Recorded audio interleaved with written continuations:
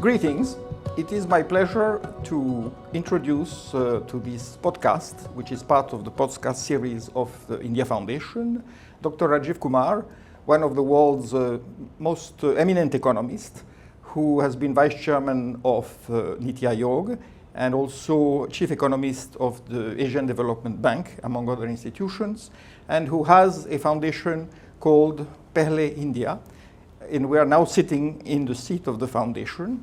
So the goal is to ask Dr. Kumar a few questions about the current state of the economy, which is in great turmoil and with a lot of uncertainty. My first question would have to do, inevitably, with what's happening in the field of tariffs and free trade agreements, particularly with regard to Donald Trump's very unpredictable and somewhat chaotic policy with regard to tariffs.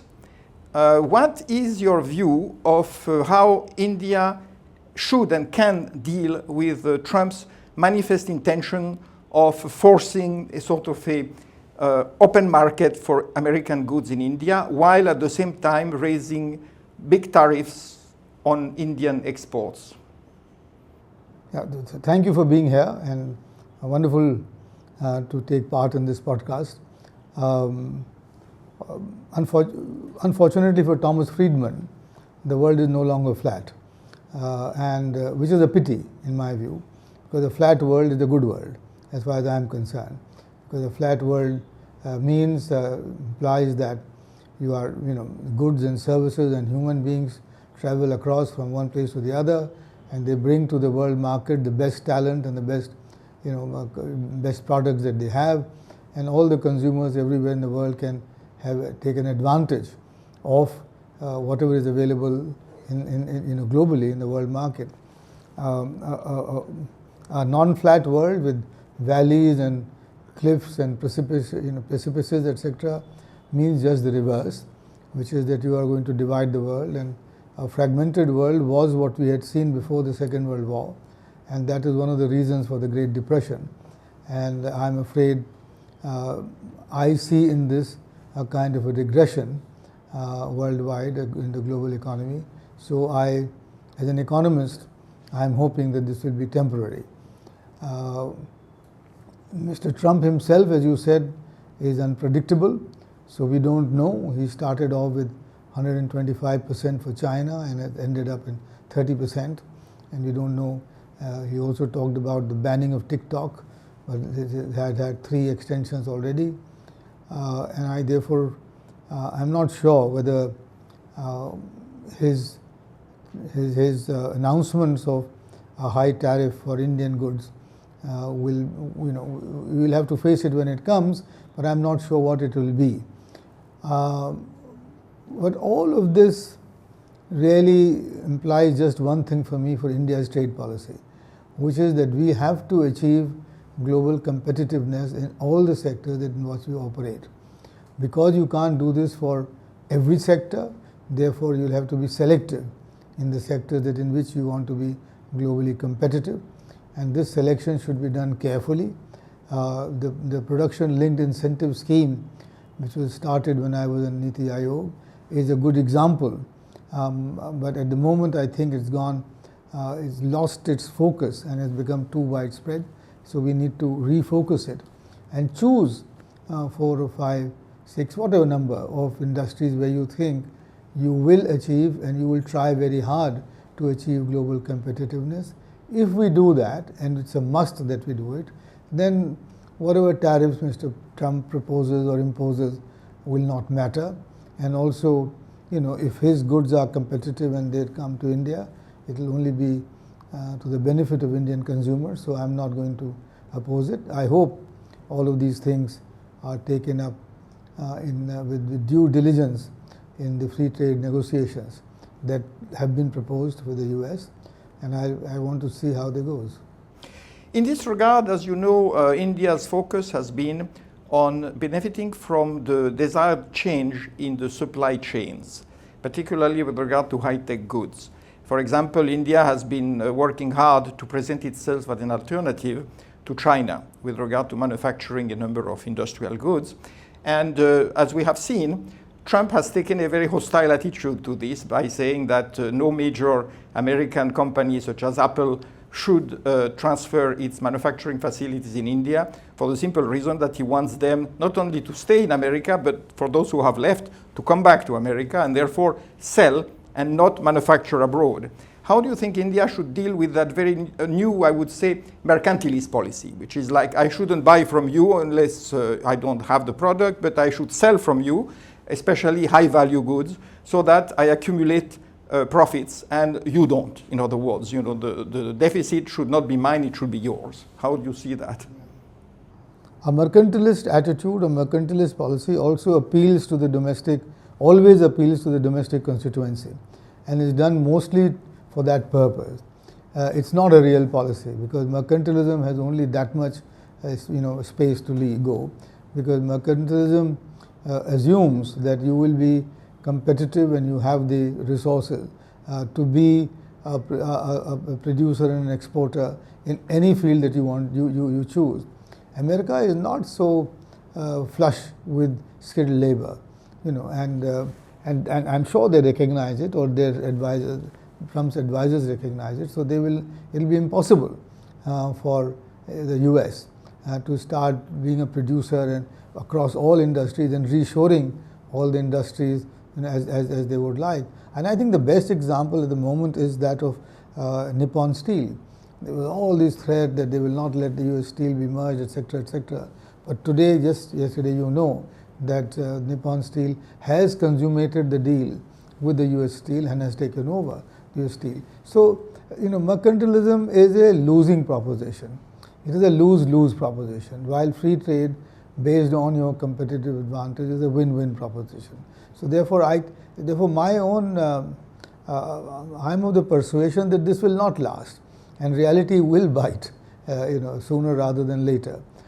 Moreover, America, the U.S. has been doing so well as a services economy and as a high-tech, network economy, all the internet, etc.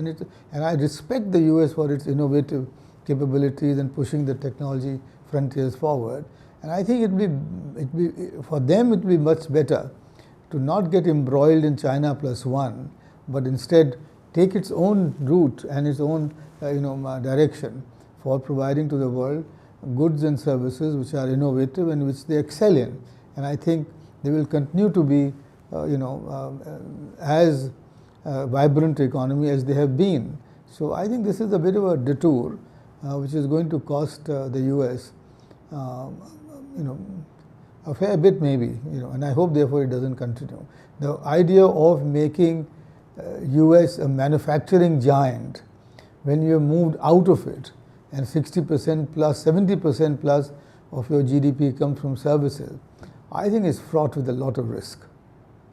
Yes, and I think that the main worry in the US is that China is beating them on some of their core areas of excellence, and that, of course, is very hard to accept.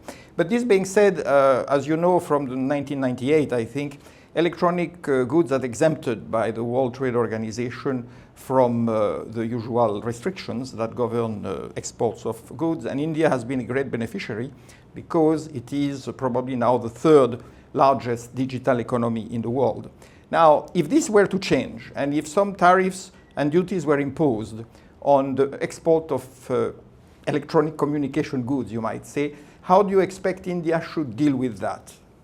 Well, when we signed that treaty, the International Treaty on Electronic Goods, Hardware Goods, and agreed to zero tariff internationally, many people had criticized that for being impractical for India. And there is a very famous professor at Stanford, Paul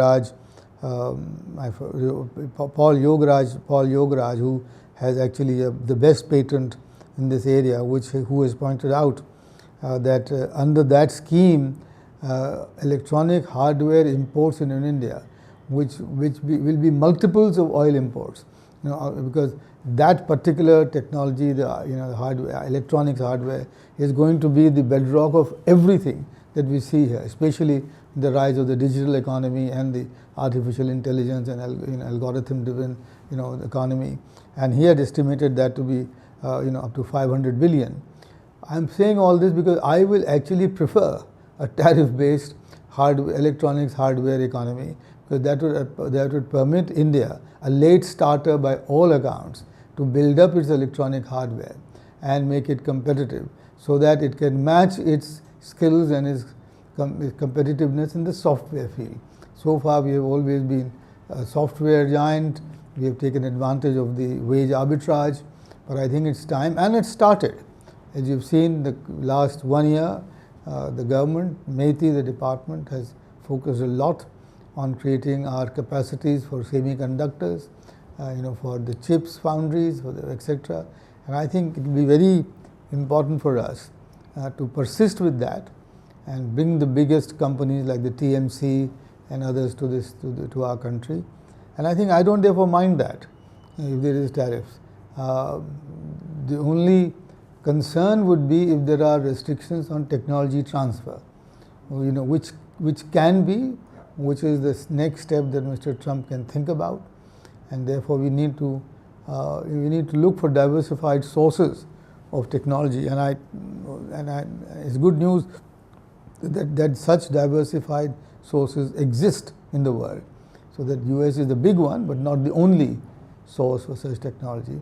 But electronic hardware, and based on that, the entire electronics industry, which I said is the key going forward, and we'll need to be self-reliant to a large extent on that. Not self-sufficient, because that's not a good word to use, but have enough capacity to absorb innovation and to do our own as we go forward. This brings me to the issue of trade pacts and trade associations, which are both debated and embraced in today's world, because you can see that, for example, in the case of the Regional Comprehensive Economic Partnership, which essentially is architected between China and ASEAN, India so far has refused to come in.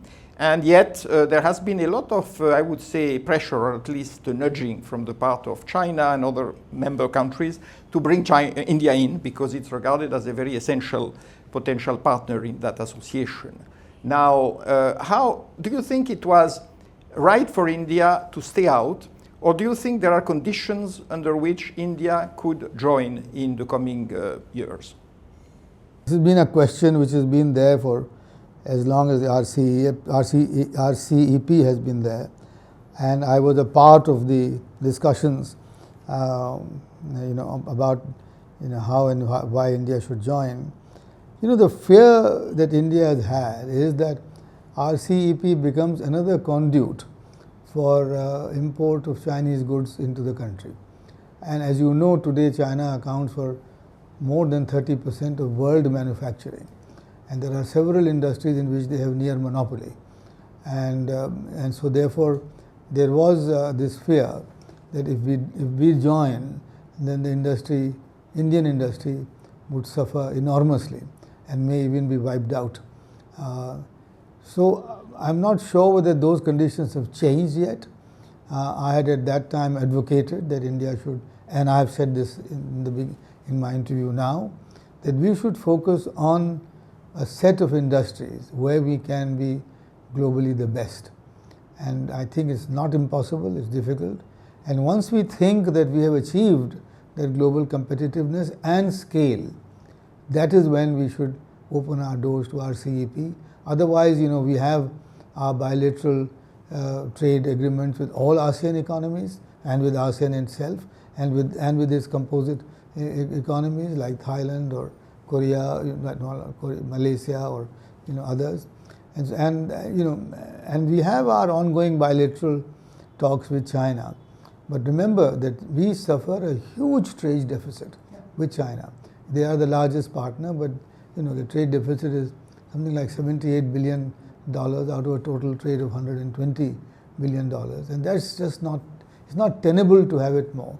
My suggestion at the moment, therefore, is that what we should do is to invite Chinese investment into India and open our doors to that across maybe all industries except the strategic ones, because once they are willing. I've just been in Abu Dhabi, where we had a bilateral with the Chinese experts, And they are willing to make India even an export hub for their industries, like the Japanese and the Koreans, etc. have done.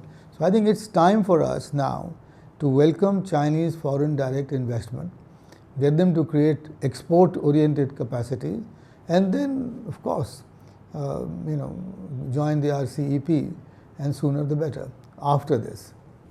As a matter of fact, I was speaking to someone in China who is rather important before yesterday, and he was saying the same thing. No, we want to come in and we want to make in India. So clearly there is a momentum in China which India should probably take advantage of. Absolutely. Now, perhaps we are getting close to the end of this interview, but I have a question which has to do with the other part of the world that we haven't talked about, except perhaps for South America and Africa, where things are taking their own pace. But with regard to the European Union, there has been this long-standing negotiation and discussion about the free trade agreement, and somehow it always seems to be stopped sort of short of the goal. Now there is definitely a bigger impulse on the part of the EU, but so far one of the big problems was the retail trade issue, right? And that's where India had to protect its MSE, small and medium manufacturing industries, and also its small shops. We know that in Europe, a lot of the small business has been devastated by the invasion of the hypermarkets, supermarkets, and all these gigantic shopping spaces.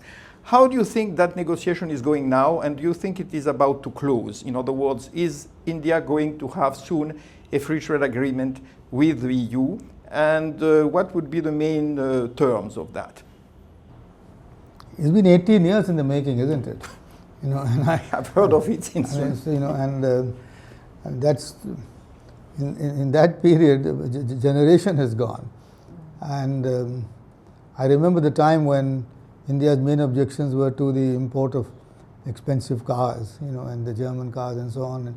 And the European objections were all driven by the French, because they didn't want the media industry to be opened up to Indian Bollywood, and wanted all their wines to be imported here. So those are two, but and so on and so forth. But I think, I've been always a votary of complete liberalization of retail trade, and I've written papers on it. I've actually advised the government on it. It was when I was the when I was the director and CEO of an organization called ICRIER, ICR, and my argument was that liberalization of retail trade, multilateral liberalization of retail trade, will only bring efficiency to the retail market. And the point about the mom and pop stores, the fact is that organized retail is only 4%. Now it's 8% of the India's total retail trade. So by that, even if it grows at whatever percent you can think of, mom and pop stores are not going to vanish. What has happened in India, which without sort of quite surreptitiously, is the growth of the quick commerce, to which now larger companies like Amazon and Flipkart and others are joining, and even Reliance. That's the threat to the mom and pop store, not the big stores, not the big sort of smart super houses, etc., which were never a threat. So retail trade should be liberalized ASAP. It's become a play in the real estate, real property market that should finish, and I think that will be an entry of foreign retailers will be a good competitive challenge to our own Indian retailers, and I think they will generate the employment that we need, and therefore that should happen. So on the Indian side, I hope that Carrefour and Selfridges and whoever else are here, and that doesn't remain a block to the India-EU trade. Prospects of this trade happening, coming to a closure, I'm still skeptical though, because what I just said may not be acceptable here, and what I said about the French and the Germans may not be acceptable to them, and UK is already got a bilateral trade, so one of the main drivers of this agreement is out. So I'm not so sure, but let's hope it happens. Let's hope it happens, because I think this again is it's a real strong win-win for both sides. And but when and how it will be closed, at the moment I can't see a finite date to it. Well, I guess this brings us to the conclusion that, from what I see, you are definitely an advocate of free trade as far as possible, and therefore you probably wish a lot of the tariffs that are applicable in India to be gradually reduced in most cases, right? Because from what we see now, there is both this appeal, this sort of pressure to liberalize and open the markets, and on the other hand, there is a fear that some sectors of the Indian economy could suffer, which of course is a very sensitive issue for politicians in particular. But from what you said, it appears to me that you don't see a major threat from Trump's policies, at least in the long term, and you think that India will be able to adjust and probably might even benefit from removing some of the hurdles to imports of a number of foreign goods. Yeah, my own take has been that foreign trade is not the key driver of India's economy and India's economic progress. It is the domestic economy, given our size and everything else. And more precisely, it is our private enterprise, which is the real driver, has been that for millennia. And so if and maybe that's a big if, but I strongly feel that the day our government becomes a promoter of private enterprise rather than a regulator and a supervisor, that day India will be able to take on everyone and anyone in the world. It had done so in the past. Our enterprises existed from Jakarta to Rome, and that's the footprint which William Dalrymple records very well. So that's the thing. And the sooner we do that, the better off we are. And if in case we don't do it, any number of free trade negotiations or agreements will not help us. Our own bilateral agreement with Thailand and Korea and Sri Lanka, we have seen that they have not produced the result that we wanted to. We are in deficit with those states. So therefore, in conclusion, really is that tariffs and non-tariffs and trade, etc., this will happen, this will go and come and go. India needs to focus laser-like on achieving global competitiveness and scale in the domestic economy, which will happen only and only if the government becomes a strong promoter and supporter of India's famed private enterprise, and they're waiting for that day when it will happen. The rest will follow. This is a very apt conclusion, and it reminds us that despite all the efforts that India has made in past years for strengthening economic bonds with countries that used to be part of its sphere of co-prosperity, if you want to call it that way, in the past, even in those countries, China is making greater and greater headway, and India has trouble catching up, which means probably that a certain change in the strategy has to be contemplated. So I thank very much Dr. Rajiv Kumar for his very wise and experienced comments, and thank the India Foundation for making this dialogue possible. Thank you very much. Great pleasure.